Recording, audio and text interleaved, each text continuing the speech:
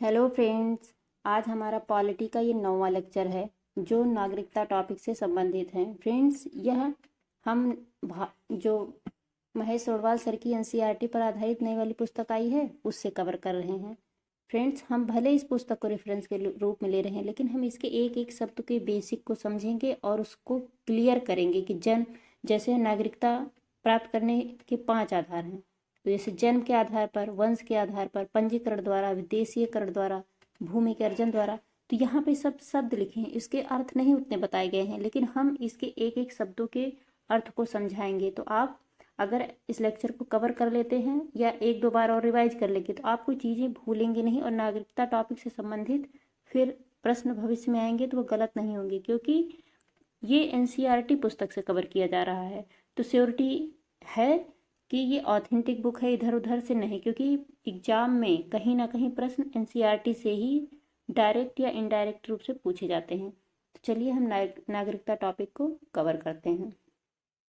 तो हम आज देखेंगे कि जन्म के आधार पर कैसे नागरिकता प्राप्त होती है।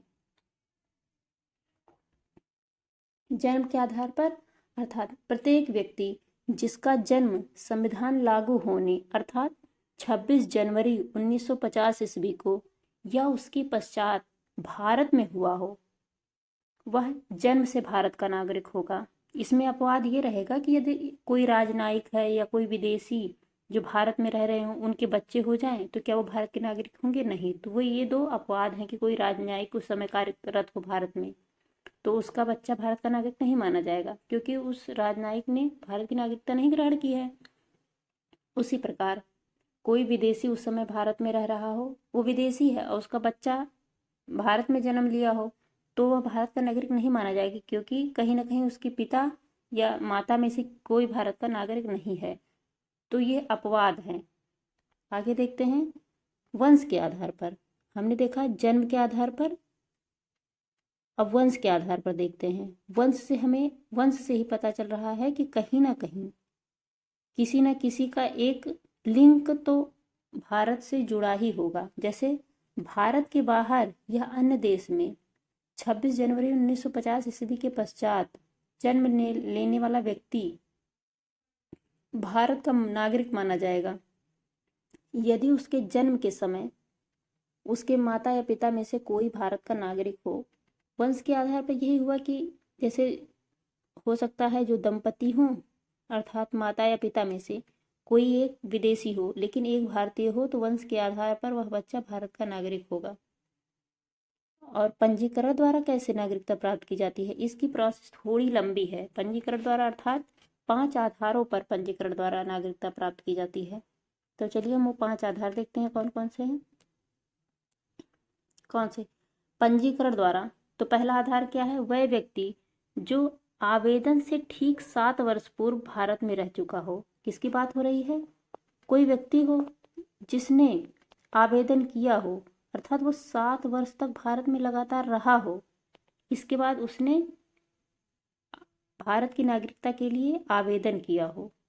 और दूसरा क्या है कि भारतीय मूल का वह व्यक्ति जो अविभाजित भारत के बाहर या किसी अन्य देश में रह रहा हो, अर्थात जब देश आज़ाद नहीं हुआ था उससे पहले कोई भारतीय था और वो कहीं बाहर रह रहा था, इसके बाद वह भारत में आता है तो वह पंजीकरण के द्वारा भारत की नागरिकता ग्रहण कर सकता है। और तीसरा क्या है? वह स्त्रियां जो भारतीयों से विवाह कर चुकी हैं या भविष्य में विवाह करेंगी, अर्थात जो पिता होगा बच्चे का वो, और माता विदेशी होगी, तो वो बच्चा भारत का नागरिक माना जाएगा पंजीकरण के द्वारा। जब बच्चे का जन्म होगा तो उसके अर्थात 18 वर्ष से पहले उसका पंजीकरण कराना अनिवार्य होगा। तो एक अगर माता या पिता में से कोई एक विदेशी है और उनसे उत्पन्न बच्चा है तो पंजीकरण के द्वारा भारत की नागरिकता ग्रहण करेगा। आगे देखते हैं चौथा क्या है? भारत के नागरिक वह बच्चे जो नाबालिग हैं, अर्थात बाहर विदेशों में बच्चे का जन्म हो गया है, अब जन्म भी विदेशों में हुआ है और कोई ना कोई भारत का एक नागरिक है, लेकिन एक विदेशी है और एक नागरिक है, तो जो बच्चा होगा वो पंजीकरण के द्वारा भारत का नागरिक माना जाएगा। ये तीसरे और चौथे में अंतर समझिएगा कि एक जो भारत में बच्चा जन्म लिया उसमें से एक स्त्री या पुरुष दोनों में से एक विदेशी है, एक भारतीय है। और वहीं जो चौथा प्रकार है उसमें से भी एक माता या पिता में से कोई एक विदेशी है और बच्चे का जन्म भी विदेश में हुआ है, फिर भी उस बच्चे को पंजीकरण के द्वारा भारत की नागरिकता प्राप्त होगी। आगे देखते हैं, देशीयकरण द्वारा नागरिकता प्राप्त होना क्या होता है। देशीयकरण द्वारा अर्थात यदि कोई सरकार प्रमाण पत्र जारी करके किसी क्षेत्र विशेष को नागरिकता प्रदान कर देती है तो वह देशीयकरण द्वारा नागरिकता प्राप्त हो जाता है। जैसे हमने देखा कि कोई क्षेत्र हम लेते हैं तो उसको नागरिकता प्रदान कर देते हैं। जैसे देशीयकरण का प्रमाण पत्र भी जारी किया जाता है कि आप भारत के नागरिक हो जाएंगे। इसके लिए कुछ मुख्य प्रावधान किए जाते हैं। आगे देखते हैं, भूमि अर्जन द्वारा हमने देखा कि किसी को देशीयकरण द्वारा सरकार किसी क्षेत्र के नागरिकों को नागरिकता प्रदान कर सकती है उससे अगर अपने देश के देशीयकरण के आधार पर। वहीं भूमि अर्जन, हम कोई पूरी की पूरी भूमि ले लें तो वहाँ की जो निवासी नागरिक होंगे वो स्वतः भारत की नागरिकता ग्रहण हो जाएगी। अर्थात भूमि का भारत में शामिल होना ही व्यक्ति का मूलतः नागरिक हो जाना होता है। अर्थात ये नहीं कि अब उस व्यक्ति को नागरिकता के लिए आवेदन करना होगा, नहीं, उस भूभाग में रहने वाला व्यक्ति स्वतः ही भारत का नागरिक हो जाएगा अगर उस क्षेत्र को भारत के भूभाग में अर्जित कर दिया जाता है। तो हमने ये पांचों के बारे में अच्छे से समझा। चलिए आगे देखते हैं।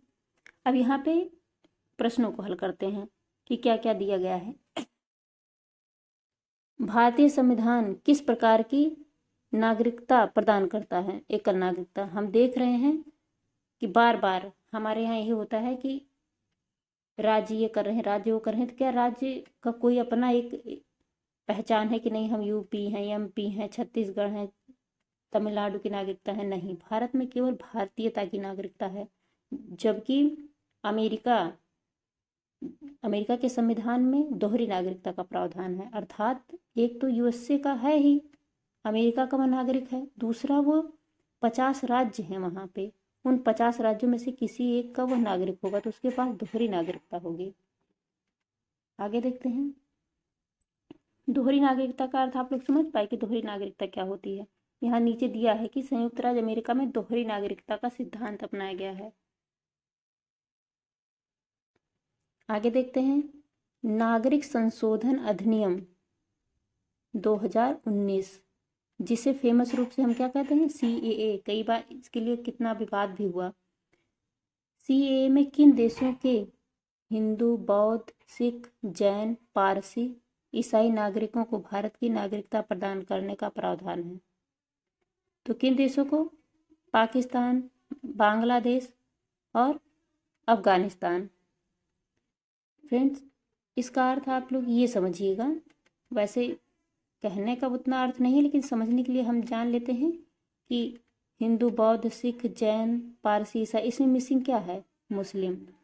तो हम ये भी कह सकते हैं कि इन 3 देशों के मुस्लिमों को छोड़कर जो अन्य समुदाय के लोग हैं उनको भारत में नागरिकता प्रदान की जाएगी, जो 1911 के बाद भारत में आए हुए हैं।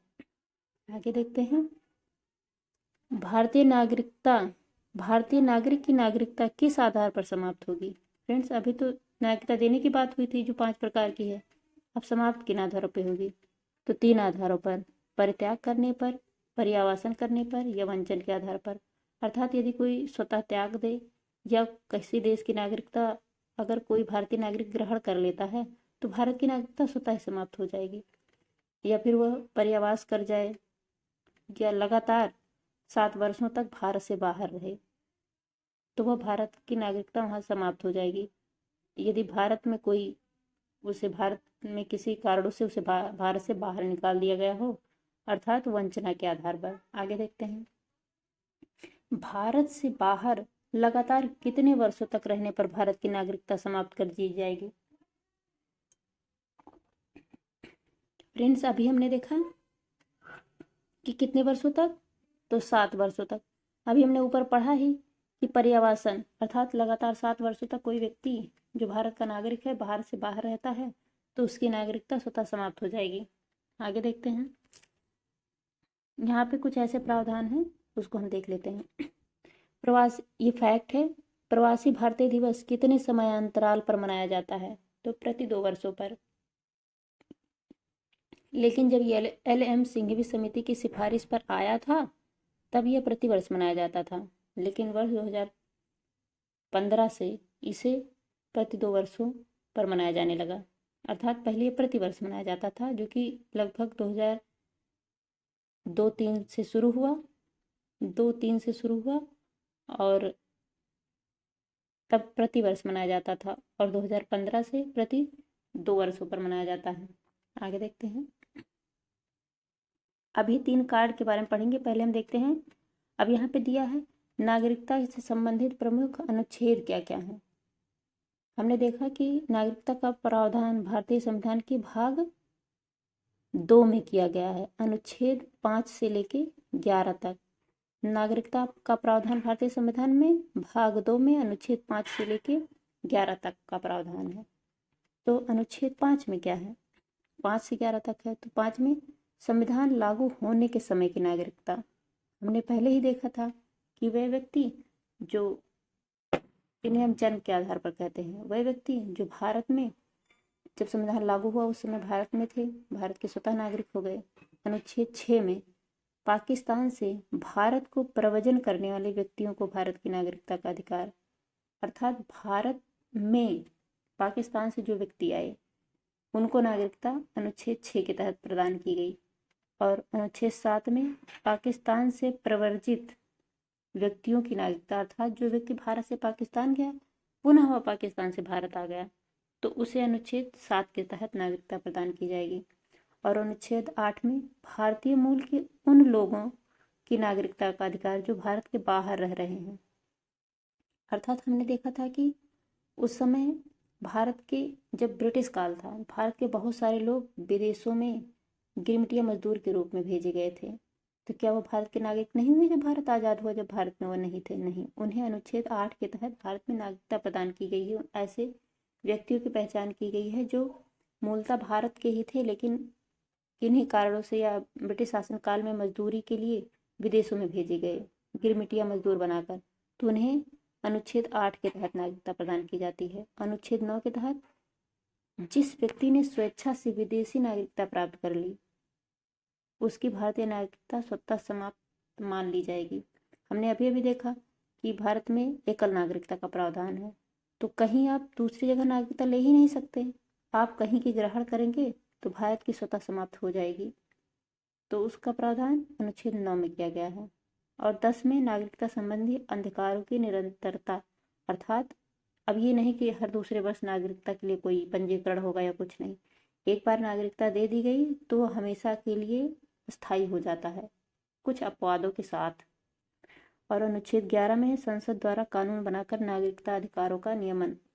अभी हमने देखा कि जो CAA आया था, अर्थात यहाँ पे देखिए CAA अधिनियम 1919 में आया था। कौन लाया था? ये संसद द्वारा आया था, क्योंकि सारे कानूनों की जो सर्वोच्च शक्ति बनाने की है वो क्यों किस में है? संसद में। तो कौन लाया? संसद लेके आया। तो नागरिकता से संबंधित कानून बनाने का अधिकार संसद को है।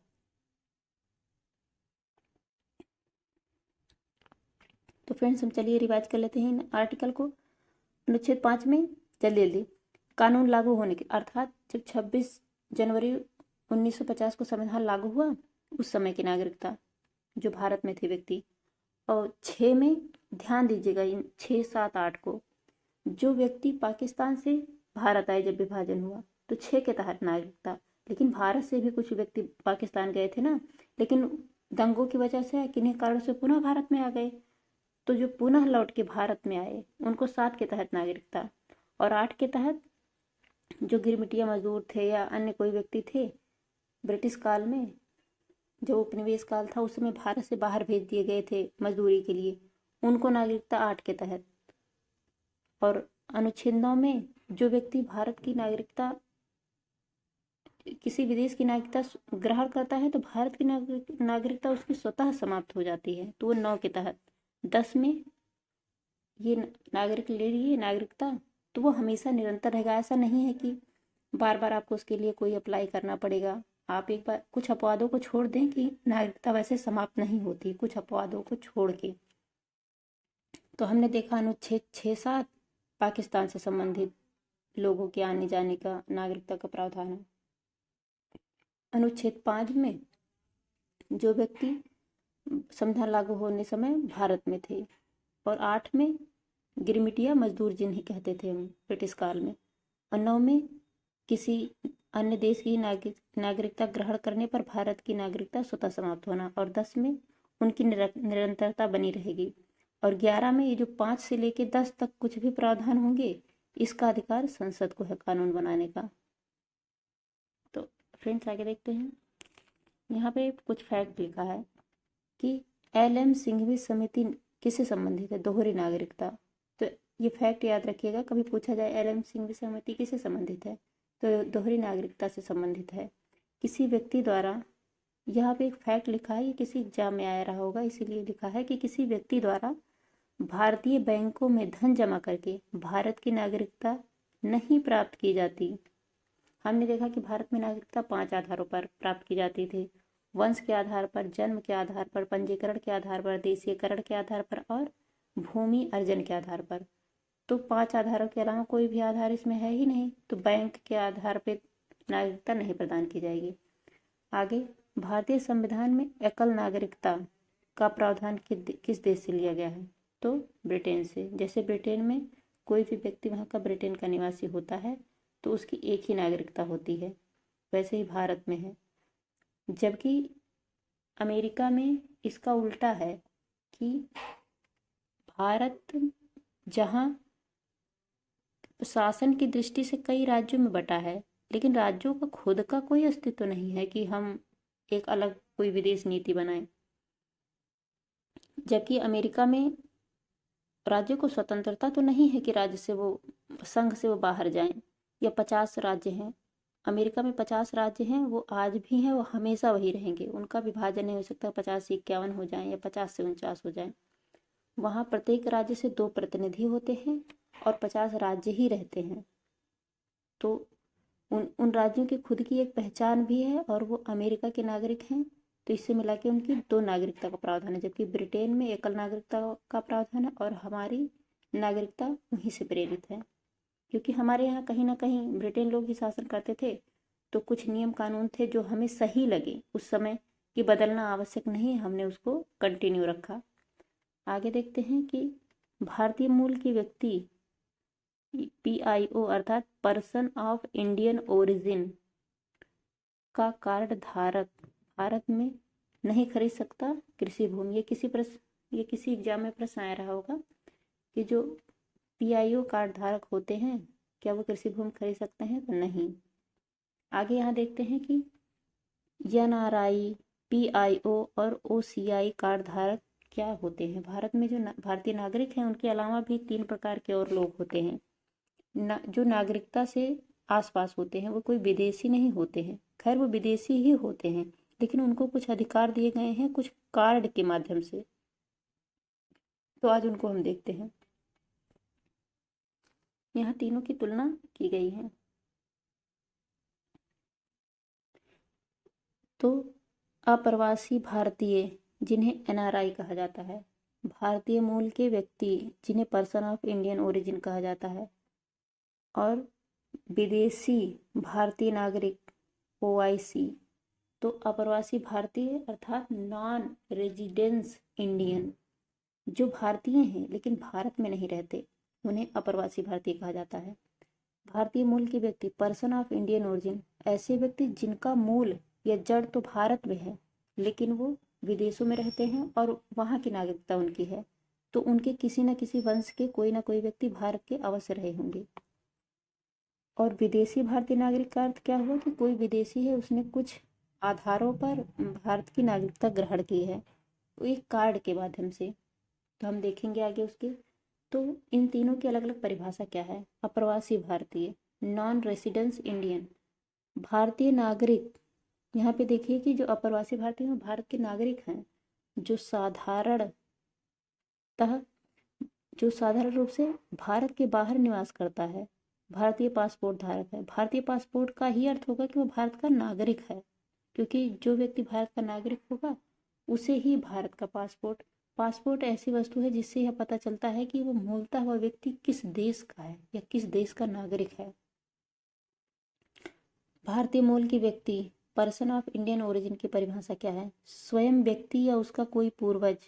हमने अभी पढ़ा ना कि कहीं ना कहीं उसकी कोई ना कोई जड़ भारत से जरूर संबंधित हो, भले वह व्यक्ति स्वयं ना संबंधित हो। तो स्वयं व्यक्ति या उसका कोई पूर्वज भारतीय नागरिक रहा है, वह वर्तमान में अन्य देश की नागरिकता प्राप्त कर ली हो, जिसका पासपोर्ट धारक है। हमने देखा ही पासपोर्ट बहुत महत्वपूर्ण होता है कि पासपोर्ट वहीं से इशू होता है वह जिस देश का व्यक्ति होता है। अर्थात जैसे किसी व्यक्ति के पिता भारतीय नागरिक थे, लेकिन वह व्यक्ति ब्रिटेन का या किसी अन्य देश की नागरिकता ग्रहण कर ले, तो वह व्यक्ति भारतीय मूल का होगा, क्योंकि उसकी कहीं ना कहीं जड़ें भारत से संबंधित थी, लेकिन वह व्यक्ति उस देश की पासपोर्ट प्रयोग करेगा। और OIC का, OCI या OIC का अर्थ क्या हुआ? Person of overseas citizen of India, अर्थात विदेशी जो भारतीय नागरिकता कुछ कार्ड के आधार पर ग्रहण किए हैं। एक व्यक्ति जो विदेशी भारतीय नागरिक कार्ड धारक हो तथा नागरिकता अधिनियम 1955 के अंतर्गत पंजीकृत हो।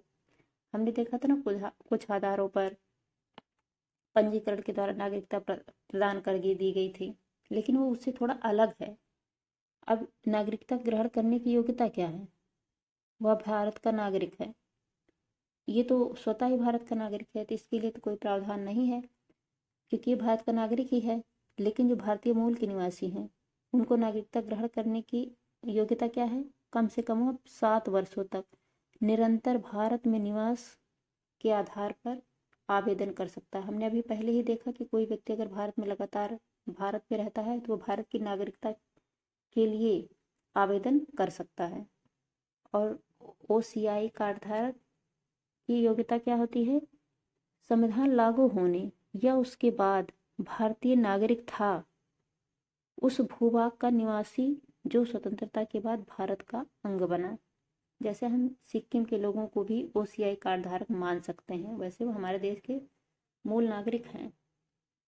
आगे देखते हैं लाभ, प्राप्त होने वाले लाभ कि अगर कोई व्यक्ति भारतीय नागरिक है तो उसे क्या लाभ प्राप्त होगा, जो PIOC है उन्हें कौन से लाभ प्राप्त होंगे, और जो OCI कार्ड धारक हैं उन्हें कौन से लाभ प्राप्त होंगे।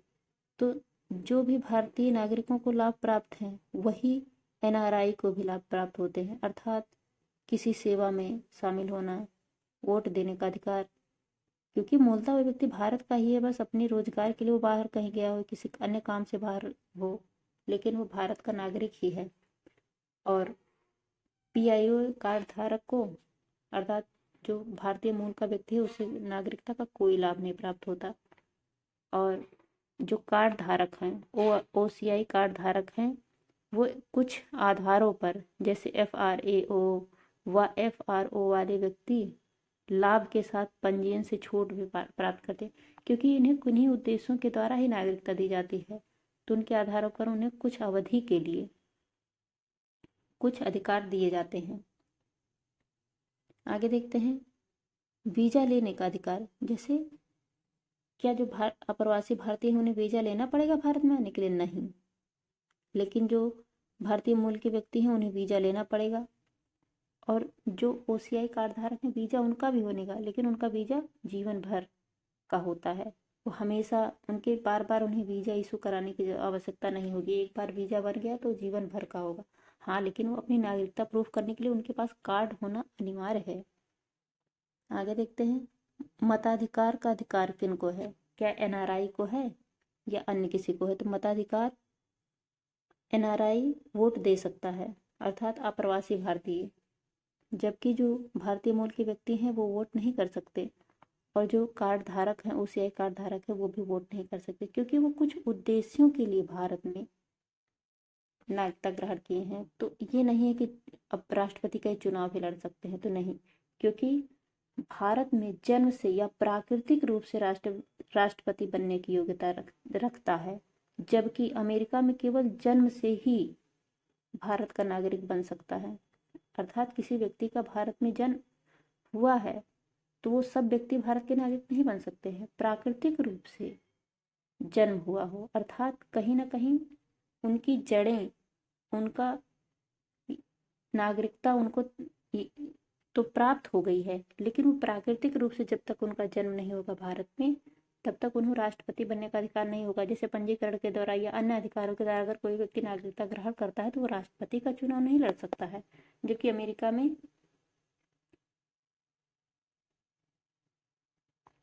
जब किसी व्यक्ति का जन्म होगा तो वह वहाँ अमेरिका में नागरिकता ग्रहण कर सकता है और राष्ट्रपति चुनाव भी लड़ सकता है। तो आगे देखते हैं। यहाँ पे एक फैक्ट है कि एल.एम. सिंघवी की अध्यक्षता में गठित समिति ने प्रतिवर्ष 9 जनवरी को प्रवासी भारतीय दिवस मनाने की अनुशंसा की थी। तो कभी पूछा जाए जो 9 जनवरी को प्रवासी भारतीय दिवस मनाया जाता है वो किसकी अनुशंसा है, तो एल.एम. सिंघवी समिति की। तो हमने अभी पढ़ा ही था। और 9 जनवरी को क्यों, क्योंकि वर्ष 1915 में गांधी जी 9 जनवरी को भारत में दक्षिण अफ्रीका से वापस लौटे थे। तो फ्रेंड्स, ये रहा हमारा नागरिकता टॉपिक से संबंधित चैप्टर। तो यहाँ कंप्लीट हुआ, इसको आप रिवाइज कर लीजिएगा, ये कभी नहीं भूलेगा। चलिए आज लेक्चर को ही समाप्त करते हैं। Thank you very much.